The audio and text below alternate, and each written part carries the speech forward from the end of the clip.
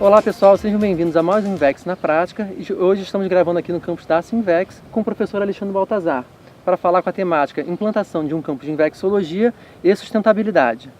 Professor, seja bem-vindo. Olá, é um prazer estar aqui novamente podendo falar sobre a instalação de campus, né? Nesse caso, o campus da Invex. Essa questão da relação com a sustentabilidade, que agora a gente está retomando com mais força, digamos assim.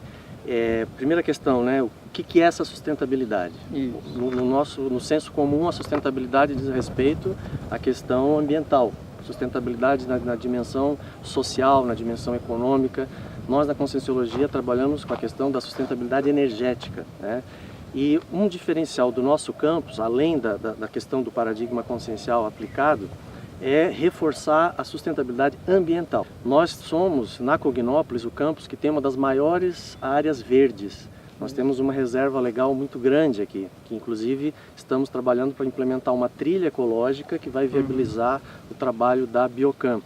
Nós temos uma mata ciliar, nós fazemos divisa com o córrego Tamanduazinho. A intenção, nós já iniciamos o reflorestamento, mais de 200 mudas plantadas. A intenção é fazer nessa localidade próxima ao rio um sistema de tratamento de efluentes que a gente possa utilizar para dar o exemplo de como seria um sistema de tratamento de esgotos modelo. Então nós já temos a primeira fase implantada de fossa e filtro biológico, e a segunda etapa prevê um tanque de fitorremediação, que é o tratamento de esgoto através de plantas aquáticas. A nossa intenção com a nova política de implantação do campus e da própria Invex é transformar esse sistema num local de pesquisa para alunos da universidade. Então, como é que entra o efluente, como é que sai o efluente, qual o nível de qualidade desse tratamento. Nossa intenção é que o efluente ele atinge, seja depois lançado no córrego, com uma qualidade dentro das normas ambientais. Agora, isso é uma coisa muito interessante. Você está falando, realmente, são as variáveis intrafísicas do processo da reurbanização intrafísica mesmo. Agora, estando num campus de Invex, né, que trata com um jovem, lida com essa técnica e até com esse processo da pesquisa de universidade que você comentou, qual o impacto extrafísico que você vê que esse foco na sustentabilidade intrafísica pode causar? Seja para o resgate de intermissivistas, seja para o próprio processo da Conscienciologia mesmo. Como é que você vê isso? É muito difícil nós encontrarmos na nossa sociedade hoje exemplos completos de sustentabilidade ambiental. Normalmente ouve-se falar, por exemplo, de um tijolo que tenha, por exemplo, a construção da minha casa eu utilizei um tijolo ecológico. É um tijolo que não vai na olaria, você não queima árvores para produzir esse tijolo. Então, assim, as pessoas querem conhecer. Eu já tive algumas visitas aqui porque querem conhecer o tijolo, como é que funciona. Energia fotovoltaica. Aonde que a gente pode conhecer um exemplo de energia fotovoltaica? A captação de água de chuvas, o terraço-jardim, a compostagem de lixo orgânico. Tem uma série de sistemas ambientais que você encontra isoladamente em alguns projetos. Entende? Então a nossa intenção no campus da Invex é plasmar esse conjunto de sistemas ambientais para poder dar o exemplo. Porque a questão é, por que não existe um projeto que congregue todas essas iniciativas? Porque não é fácil quebrar paradigma. É muito mais fácil você poluir o meio ambiente e você deixar um rastro ambiental. Então, o próprio saneamento extrafísico ele começa com saneamento intrafísico inicialmente? A meu ver, sim. É até difícil, né? O que vem primeiro, o ovo ou a galinha? Entende? Então, se a reurbanização de um campus da Conscienciologia, o que começa? A parte intrafísica ou a parte extrafísica? Tudo indica que o primeiro saneamento, a primeira limpeza é extrafísica. Entende? E a questão urbana, intrafísica, social, ambiental, ela vem em decorrência disso. Daí uma diretriz da Unicim, já desde o início do CAEC, isso se tornou uma diretriz, porque nós percebemos que a implantação de um campus, ela requer a moradia, a radicação de tenepecistas.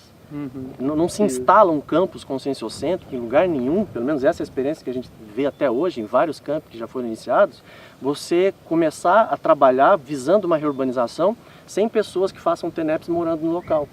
Isso é uma demonstração de que o trabalho começa antes extrafisicamente, ou seja, o tenepecista começa a fazer um saneamento né, da questão troposférica mais ligada aqui a essa dimensão. E aí, eventualmente, o que começa a acontecer? Os voluntários começam a aparecer, a equipe começa a se incrementar, se especializar, e as obras efetivamente começam a ganhar mais fôlego e mais sustentabilidade. Nesse caso, a sustentabilidade energética. Agora uma coisa, falar sobre sustentabilidade não é nenhuma grande novidade. Isso já é falado há um tempo, já foi conversado sobre isso, tanto na Sinvex como em outros campos também, em outras instituições, mas de fato nunca chegou a ser consolidado com firmeza, nunca chegou a ser massificado esse holopensene da sustentabilidade intrafísica em paralelo com a reurbanização extrafísica. Por que você acha que essa ideia, esse processo, esse holopensene da sustentabilidade está vindo com tanta força agora? Especialmente na Sinvex, que já estamos montando a fossa ecológica, a escola dispersa para que ela se torne uma construção sustentável. Por que agora? Você vê que tem alguma relação, de repente, com o processo da dispersidade, que está sendo trazido aí pelo Alexandre Nonato e o Marcelo Pasculin? Como é que é isso? Eu vejo relação, sim. Se nós observarmos todos os campi da Conscienciologia, já estão tomando algumas atitudes, algumas iniciativas para a sustentabilidade. Tanto isso. O CAEC, a Associação Aracê, o campus da Aracê, por exemplo, tem um sistema de fitorremediação, que é o tratamento dos efluentes. Essa ideia mais forte em relação à sustentabilidade ambiental, aqui no campus de Invexologia, surgiu justamente na Escola de Despertos. Entende? Nós éramos mais um campus falando que teríamos, né, já implantando alguns sistemas ambientais. Isso. Na hora que começamos a fazer o projeto da Escola de Despertos, né, nós pensamos o seguinte, o que uma escola de despertos, e ainda mais dentro de uma instituição que propõe a inversão existencial, o que uma escola de despertos precisa inverter do ponto de vista da própria construção física, entende? Então, a obra, a construção civil, o rastro que existe, né, na própria construção civil é um rastro ambiental. Existe rastro relacionado também à questão do trabalho. Qual é a qualidade desses trabalhadores, qual é a qualidade ambiental, qual é o rastro que está sendo deixado. Então, no momento em que se propõe a técnica da inversão existencial, né, e consolidando nessa técnica a ideia da escola de despertos, a questão é qual é a inversão proposta para a construção civil, entende? Para o ambiente que vai ser instalado lá. E nós vemos que não tem como dissociar uma coisa da outra. Então nós tomamos a decisão, junto com o Alexandre Nonato e o Marcelo Pasculin, justamente de fazer um projeto autossustentável, um projeto que possa dar o exemplo. E isso é um grande desafio, porque não é projeto que instala essa sustentabilidade ambiental, é a cultura do voluntário. Então, em paralelo com a implantação desse projeto, vai vir a nossa conscientização enquanto voluntários, que nós vamos dar a manutenção e a sustentabilidade energética para esse projeto. Então, nós estamos unindo o útil ao agradável em relação à questão da escola de despertos. É a proposta da desperticidade, a proposta da inversão existencial e a proposta de um ambiente sustentável. Perfeito. Então, tudo de fato começa com a desassedialidade permanente de um campus. Exatamente. Né? Até o professor Valdo já comentou um pouco sobre isso, e falou que todo o processo de assédio extrafísico mais forte, ele possui necessariamente um processo de uma âncora intrafísica, como se fosse um despacho extrafísico, né?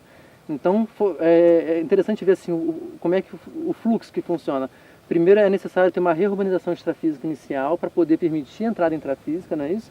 Depois tem a entrada intrafísica, a reurbanização intrafísica para fazer a limpeza final, e depois é implantada de fato a reurbanização e um novo holopensene já saudável, homeostático extrafisicamente falando, não é isso? Exatamente. E a gente percebe que o trabalho da Sinvex, que já vem de bastante tempo, já teve várias duplas morando aqui no campus, fazendo TENEPS, e isso vem como se fosse em ondas. Agora tem essa transição com a proposta da escola de despertos. Então são camadas dessa reurbanização que vai acontecendo, a equipe vai crescendo e efetivamente o trabalho começa a acontecer.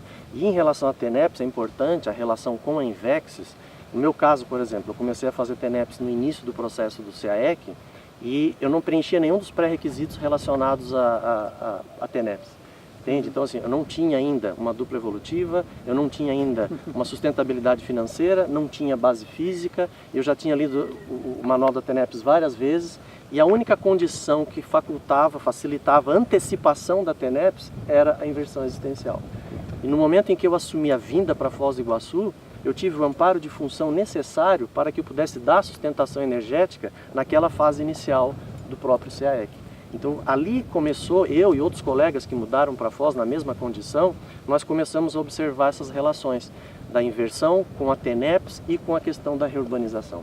O inversor em geral ele tem essa facilidade, ele é mais despojado para assumir um desafio e bancar, e ficar presente, e dar sustentação, entende? Então nós queremos hoje, com a nova proposta, é justamente atrair esses jovens interessados em dar continuidade no processo agora do campus de Invexologia. Perfeito. Muito obrigado, Alexandre. Estamos chegando ao fim de mais um Invex na Prática.